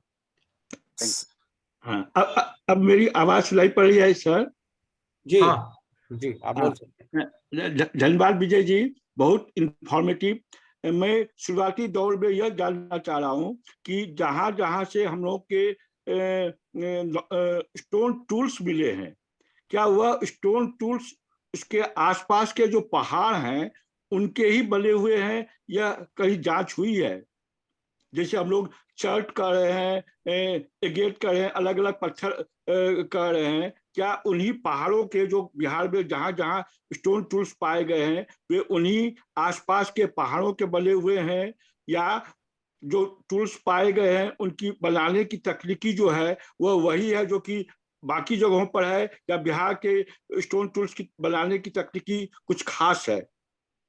एक उसी से जुड़ा हुआ जो आपने फिर NBPW या BRW का कहा है, उसमें भी मैं जानना चाह रहा हूँ क्या स्थानीय विशेषता कुछ है कि ऑल इंडिया लेवल पर तो हम लोग जानते हैं कि BRW NBPW की क्या विशेषता है, स्थानीय बिहार में जो पाए गए हैं उसकी क्या कोई खास विशेषता है, या छोटा छोटा मैं जानना चाह रहा हूँ। प्रदीप जो पूछ रहे थे उसी चीज को मैं थोड़ा और आगे बढ़ाना चाह रहा हूँ कि अगर चावल का बहुत पुराना हम लोग के पास अवशेष रिकॉर्ड मिलता है और शर्मा जी जिसको पैडी ट्रांसप्लांटेशन कर रहे हैं, तो क्या पैडी ट्रांसप्लांटेशन के पहले चावल का इतिहास हम लोग को बिहार से मिलता है, इसलिए 6वीं 7वीं 8वीं शताब्दी तक पैडी ट्रांसप्लांटेशन एक नई तकनीकी के रूप में उभर कर आई जो कि पुराने इतिहास चावल के इतिहास को बतलाता है। इस तरह के छोटे छोटे सवाल जो आप ही बतला सकते हैं, मुझे आशा है। धन्यवाद सर। जी विजय जी, मेरे ख्याल से आप उत्तर करें और जवाब दें। हाँ नहीं, ये निकुंजय जी, ये जो है स्ट्रेटिग्राफी जो है वो सीधा है, कोई उसमें पॉलिटिक्स नहीं है। और बिहार में भी जो स्ट्रेटिग्राफी है वो उसी ढंग से है, ओल्ड स्टोन एज है, पैलेलिथिक है, मेसोलिथिक है, उसके बाद फिर नियोलिथिक है, चैल्कोलिथिक है, चैल्कोलिथिक के बाद आयरन एज शुरू होता है, और फिर आयरन एज ही में NBPW फेज है। NBPW फेज के बाद थोड़ा सा आर्कियोलॉजी में जो है वो टेक्नोलॉजी को छोड़ के डायनेस्टी का सहारा लिया गया है, तो उसके बाद शोंग कुषाण फेज कहा जाता है, फिर गुप्ता फेज है, और उसके बाद अर्ली मिडीवल फेज है, फिर मिडीवल फेज है। तो यही स्ट्रैटिग्राफी है। और बहुत सारे, देखिए बिहार के साइट्स के साथ एक बहुत विशेषता है कि यहाँ मल्टी कल्चर साइट्स होते हैं। यहाँ पे आप देखिएगा कि लंबा इतिहास है, जैसे पहाड़ की ही हम खुदाई कर रहे थे तो हमको नियोलिथिक टाइम से लेकर के और गुप्ता पीरियड तक का लगातार समझिए कि 8 मीटर का थिक डिपॉजिट मिला। बड़ा मुश्किल हो जाता है खुदाई करना, क्योंकि आप मान लीजिए 10 बाय 10 मीटर से खुदाई करना शुरू करते हैं तो आपको कुषाण पीरियड का बहुत सारा स्ट्रक्चर हमको मिल गया। अब उसके नीचे फिर हमको मिल गया आपको NBPW का, उसके नीचे चैल्कोलिथिक का, तो नीचे जाते जाते बहुत छोटा एरिया हमको मिल पाता है। लेकिन स्ट्रैटिग्राफी जो है वो एक ही तरह का है और इसमें कोई ऐसा पॉलिटिक्स नहीं है। और ये SM झा जी ने छोटे छोटे सवाल कहे, लेकिन बड़े बड़े सवाल हैं, वो बहुत मुश्किल सवाल है। देखिए मोटा मोटी ये है कि जो हिल्स वगैरह नजदीक में हैं, अगर वो स्टोन टूल्स के लिए एमिनेबल हैं, बसते ही थे लोग वहाँ ये देख करके कि हम स्टोन टूल्स वहाँ बना सकते हैं कि नहीं। वो बहुत लंबा एक्सपेरिमेंट का प्रोसेस होता था। और पहले क्या था ना कि एक जगह नहीं रहते थे, वो लोग का माइग्रेशन होता था मौसम के हिसाब से। एक खास मौसम में वो पहाड़ी पे रहे कुछ, उसके बाद वहां से चले गए हट करके। तो ये ट्रायल एरर में उन्हीं जगहों पे बसते थे जहां का टूल्स जो है वो बनने लायक होता है। बिहार में मेरे ख्याल से कोई ऐसा विशेष स्टडी नहीं हुआ है कि टूल्स का जो स्टोन है उसको उन पहाड़ियों से मिला करके देखा जाए। लेकिन मेरा अनुमान है कि वो वहीं का होना चाहिए, क्योंकि स्कल्पचर्स में हमने देखा है कि गया के स्कल्पचर्स हैं तो गया के हिल्स के हैं, इधर के लखीसराय के हैं तो लखीसराय के हिल्स के हैं। तो ये मेरा एक अनुमान है। दूसरा देखिए NBPW जो है वो तो मगध से ही शुरू हुआ, तो जो मगध का NBPW का आपका जो स्टैंडर्ड है और क्वालिटी है वो बेहतरीन है। जैसे जैसे आप यहाँ से दूर जाते चले जाइएगा तो उसकी क्वालिटी जो है वो कम होती जाती है। तो जो बेस्ट क्वालिटी है इसके स्थानीयता का यही हम बताएंगे कि बेस्ट क्वालिटी ऑफ NBPW हम लोग मानते हैं कि यही सेंटर कोर एरिया था और यहीं का ये था। और ये एक अजीब सी बात है, बहुत मुझे आश्चर्य में डालती है कि इतने लंबे एरिया में बर्तन बनाने का टेक्निक एक ही रहता है, ईंटों को बनाने का एक ही तरह का शेप रहता है और वो चलता है 300-400 साल चलेगा, फिर वो आउट ऑफ फैशन चला जाता है। ये हमको लगता है कि एमिनेबल भी होता है कि एक बार कोई टेक्निक डेवलप कर गया तो पॉटर आफ्टर पॉटर उसी को इमिटेट किया, उसी ढंग का रॉ मटेरियल्स की सुविधा हो गई, तो ये एक परिपाटी बन जाती है और सुविधाजनक परिपाटी बन जाती है। और चावल का जो आपने फिर सवाल उठा दिया वो बहुत गहरा सवाल है। और चावल का जो इतिहास है उसमें हम ये बताएंगे कि जो साइट हम लोगों ने खुदाई किया है बिहार में उसमें डबल क्रॉपिंग का तो एविडेंस है वो, लेकिन पैडी ट्रांसप्लांटेशन का है कि नहीं ये सब बड़ा ही सूक्ष्म सवाल है। और जो एविडेंस की न्यूनता होती है, बहुत कम एविडेंस मिलता है। उस पर कितना हम लोग इसको एड्रेस कर पाएंगे हम बहुत श्योर नहीं है, लेकिन ये सवाल अपने जहन में हम रखते हैं और अपने और मित्रों से पूछेंगे, अगर कुछ बता पाएंगे तो फिर आई विल गेट बैक। एक आखिरी सवाल सर, हाँ, वाइल्ड राइस एविडेंस है क्या? वाइल्ड राइस, आपकी आवाज नहीं क्लियर आ रही है प्रदीप जी। मैं पूछ रहा हूँ कि वाइल्ड राइस का एविडेंस आया है क्या? वाइल्ड, हाँ हाँ बिल्कुल, डोमेस्टिकेटेड नहीं, हाँ हाँ, नहीं पर नहीं वाइल्ड बिल्कुल, राइस का है। हाँ वाइल्ड राइस का एविडेंस है, वाइल्ड राइस का एविडेंस है। बहुत सारे साइट से जो मिले हैं नमूने, वो वाइल्ड राइस के भी हैं और डोमेस्टिकेटेड राइस के भी हैं। एक्चुअली ये जो सारा एरिया है ना, ये बहुत ही फोकस्ड पैलियो बॉटेनिकल रिसर्च ढूंढता है। बिहार में स्पेशलाइजेशन की बड़ी कमी हो गई है। अब हमको पैलियो बॉटनी के लिए लखनऊ से बुलाना पड़ा, हमको जो हड्डी मिले साइट के लिए उसको डेक्कन कॉलेज पुणे से मंगाना पड़ा। तो ये सब एरिया में बहुत, अब कैसे एक ही जगह में से पाण में जो वाइल्ड राइस होगा उसका डोमेस्टिकेशन का पूरा प्रोसेस चला होगा और वो एविडेंस में मौजूद होगा वहां, तो उसको तो फिर छान के लाना पड़ेगा उसको, लेकिन मिला है। सर एक छोटा सा मेरा विषय, विजय जी, मैं जानना चाह रहा था कि जो मेटल मिल रहे हैं उस, बाकी लोग ये अच्छा, प्रदीप जी अपना ये माइक्रोफोन म्यूट कर लीजिएगा। जी जी एक मिनट, प्रदीप जी माइक्रोफोन अपना म्यूट कर लीजिए। हाँ हाँ सर, ये जो मेटल मिल रहे हैं बिहार में, खान बहुत सारे हैं जो अभी झारखंड में है, उस खान से पाटलिपुत्र तक आने के लिए या चैल्कोलिथिक पीरियड में जो मेटल आ रहे हैं उसका कोई ट्रेड रूट या खान से उसका डेटिंग वगैरह कुछ बिहार में हुआ है कि उस खान से कब पहली बार धातु निकला होगा चैल्कोलिथिक पीरियड में, कॉपर या बाद में भी खान पर कोई काम हुआ है सर? मैं ये जानना चाह रहा था। मुझे नहीं लगता है कि कोई गहरा काम इस पे हुआ है, लेकिन जो मेटल मिल रहा है कॉपर चैल्कोलिथिक पीरियड में वो करीब 1500 बीसीई से बहुत कम, मतलब कि कॉपर के रिंग्स वगैरह मिलते हैं, कुछ फिशिंग हुक्स मिलते हैं चैल्कोलिथिक पीरियड के होराइजन में, और आयरन मिलना शुरू होता है करीब 1000 बीसीई में।